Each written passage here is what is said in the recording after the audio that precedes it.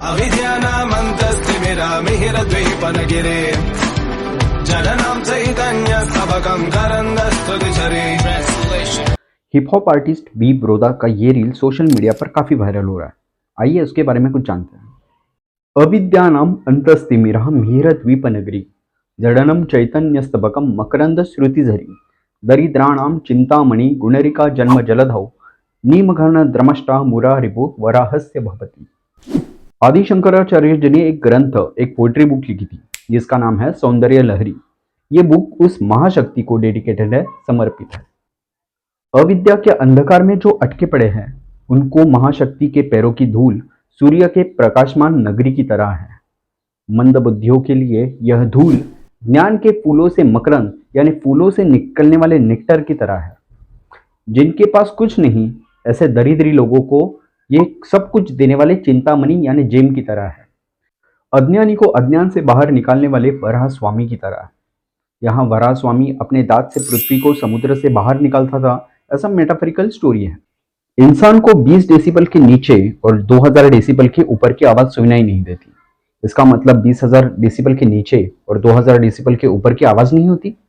Quantum physics कहता है कि देखने से ही दुनिया समझ आती है, पर जो दुनिया हम देख रहे हैं क्या वाकई में वो वैसी है? आइंस्टाइन की रिलेटिविटी थ्योरी कहती है कि world is a well order, पर क्वांटम थ्योरी कहती है कि अनसर्टेनिटी। इससे पहले हमें यह पता था कि लाइट एक वेव है, पर अब प्रूव हो चुका है कि लाइट इज अ पार्टिकल है। यानी ये हमारी सेंसेस की लिमिटेशन है और यही माया है।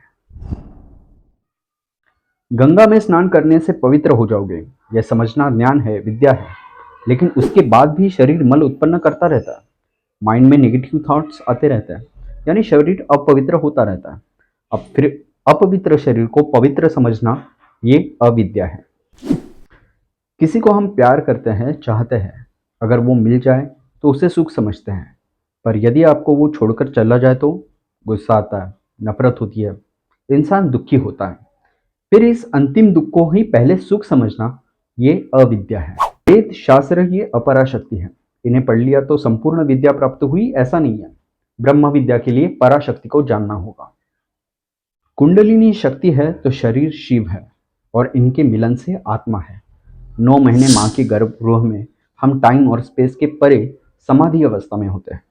फिर हमारी आत्मा उस डायमेंशन से इस डायमेंशन में आती है। हमारा शरीर हमारे माँ बाप से होता है और यही शरीर एक नए शरीर को बना सकता है। पूर्णस्य पूर्णमिद पूर्ण विशेष्यते, यही इन्फिनिटी थ्योरी है। जन्म मृत्यु के इस चक्र से छूटना है तो खुद को समझना होगा, अच्छे कर्मों की साधना करनी होगी। इंक्लूसिवनेस में रहकर भी आइडियोलॉजिकल और इमोशनल मेंटेलिटी से बाहर आना होगा। शंकराचार्य हमें इसी अविद्या को खत्म करके अंधेरों से प्रकाश की ओर ले जाने वाले इस महापराशक्ति को, इस महाविद्या को पहचानने के लिए कहते हैं। कुछ पलों में इन सारी बातों को समझना आसान नहीं है, काफी डीप नॉलेज चाहिए, साधना है, तपस्या है। फिर भी आपको ये इन्फॉर्मेशन कैसे लगी हमें कमेंट करके बताएं। लाइक, शेयर एंड सब्सक्राइब करें। धन्यवाद।